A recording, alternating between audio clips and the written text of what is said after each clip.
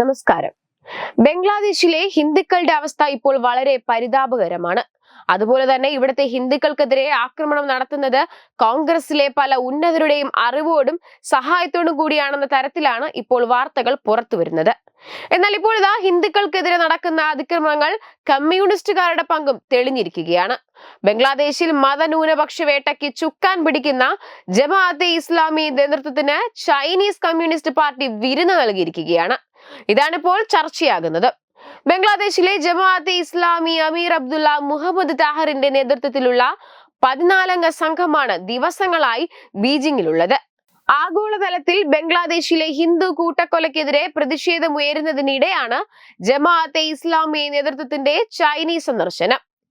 BNPയും ജമാഅത്തെ ഇസ്ലാമിയുമായി 1970-കൾ മുതൽ Chinese communist പാർട്ടിക്ക് ബന്ധമുണ്ടെങ്കിലും ഷെയ്ഖ് ഹസീന സർക്കാർ വന്നതോടെ അത് സജീവമായിരുന്നില്ല.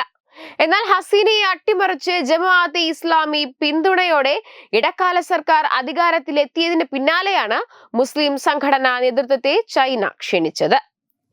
ഉയ്ഗർ മുസ്ലിങ്ങളെ കൂട്ടക്കൊല ചെയ്യുന്ന ചൈനീസ് കമ്മ്യൂണിസ്റ്റ് പാർട്ടിക്കെതിരെ പ്രതികരിക്കാത്ത വിഭാഗമാണ് ബംഗ്ലാദേശിലെ ജമാഅത്തെ ഇസ്ലാമി.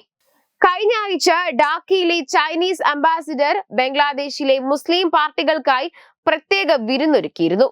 ഹിന്ദു ആചാര്യൻ ചിന്മയി കൃഷ്ണദാസിനെ ബംഗ്ലാദേശ് പോലീസ് അറസ്റ്റ് ചെയ്തതിന് പിന്നാലെയായിരുന്നു വിരുന്ന്. ഇതിന് തുടർച്ചയായാണ് ജമാഅത്തെ നേതൃത്വത്തെ ബീജിംഗിലേക്ക് കൊണ്ടുപോയത്. Khalifa movement, Khalif council, Islamic order party എന്നിവയുടെ നേതാക്കളും സംഘത്തിലുണ്ട്. ഒരാഴ്ചത്തെ സന്ദർശനം പൂർത്തിയാക്കി ഇന്ന് ഇവർ ബംഗ്ലാദേശിൽ തിരികെ എത്തും. US പിന്തുണയോടെ ഷെയ്ഖ് ഹസീന സർക്കാരിനെ അട്ടിമറിച്ചെങ്കിലും US ഭരണമാറ്റം തങ്ങളുടെ ആഗോള പിന്തുണയെ ബാധിക്കുമെന്ന തിരിച്ചറിവിലാണ് ജമാഅത്തെ ഇസ്ലാമി ചൈനീസ് കമ്മ്യൂണിസ്റ്റ് പാർട്ടിയുമായി കൂടുതൽ അടുക്കുന്നത്. അതേസമയം ഓരോ ദിവസം കഴിയുന്തോറും ബംഗ്ലാദേശിൽ ഹിന്ദുക്കൾ നേരിടുന്ന ആക്രമണങ്ങൾ കൂടി വരികയാണ്. കൂടാതെ ഈ വിഷയത്തിൽ പ്രതിപക്ഷ നേതാവ് രാഹുൽ ഗാന്ധിക്കും പല വിമർശനങ്ങളും ഉയരുന്നുമുണ്ട്. ഫലസ്തീനു വേണ്ടി മുറവിളി കൂട്ടുന്ന രാഹുൽ ഗാന്ധിക്ക് ബംഗ്ലാദേശിലെ ഹിന്ദു വേട്ടയെക്കുറിച്ച് അറിയില്ല. ഇന്ത്യയിൽ കോൺഗ്രസിനും ഇടതുപക്ഷ പ്രസ്ഥാനങ്ങളും ഇതേക്കുറിച്ച് നിശബ്ദരാണെന്ന തരത്തിലൊക്കെയാണ് ഇപ്പോൾ വിമർശനങ്ങൾ ഉയരുന്നത്. വെബ് ഡെസ്ക് തത്തുമൈ news. Powered by Jyotis. Realizing your dream home.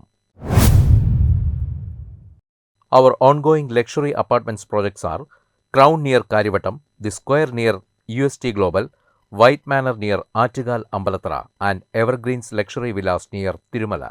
Call 90482 55599. Jyotis Building Promoters Private Limited, Thiruvananthapuram.